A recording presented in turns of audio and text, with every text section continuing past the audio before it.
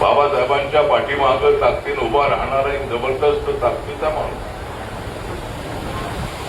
नाशिक जिल्ह्यामधले दादासाहेब गायकवाड होते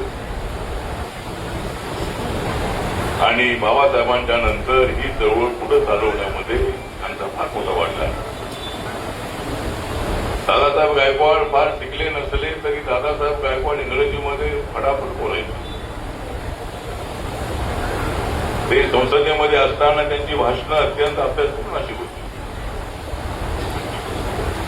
त्यामुळं दादासाहेबांचं योगदान फार मोठं आहे.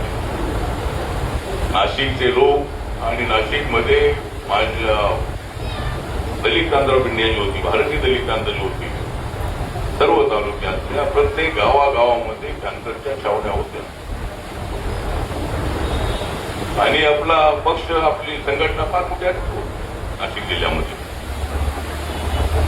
त्यामुळे इथं रमाबाईमध्ये नाशिक जिल्ह्यातले लोक अनेक राहतात आणि आज या ठिकाणी डॉक्टर हरीश शायरी आपल्यामध्ये राहिले नाही, पण त्याची आठवणी मात्र कायमची आपल्या मनात राहणार. त्यांचं जे पुस्तक आहे त्या पुस्तकामध्ये अनेक विषयावर दलित क्रांतीची मुवमेंट आहे, नामांतराची मुवमेंट आहे, अनेक विषयावर त्यांची आर्थिक त्या ठिकाणी त्यांनी लिहिलेलं आहे आणि अत्यंत लिहिणारा, आमच्याकडे अत्यंत चांगल्या नजरेनं पाहणारा,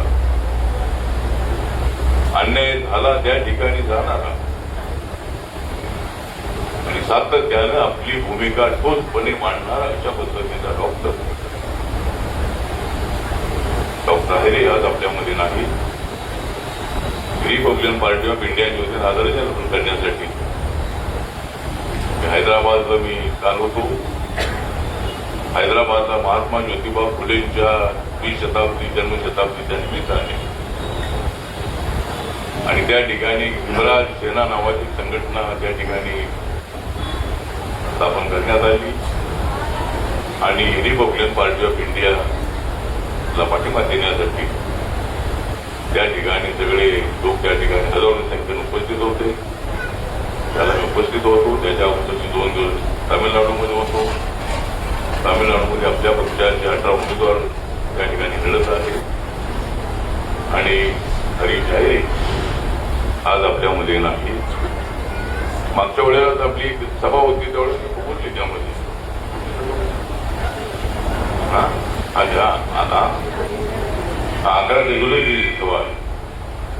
शहीद दिवस जो आहे, शहीद दिवस साजरा करत असताना त्या ठिकाणी अत्यंत चांगली भूमिका त्यांनी मांडली आणि मध्ये मध्ये त्यांचा कोणी मला यायचा.